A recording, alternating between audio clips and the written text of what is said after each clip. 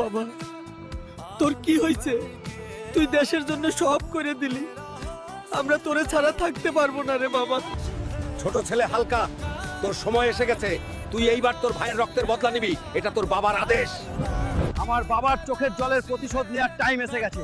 বন্ধুরা, তোমরা সাবস্ক্রাইব আর লাইক করে শেষ পর্যন্ত দেখতে থাকো।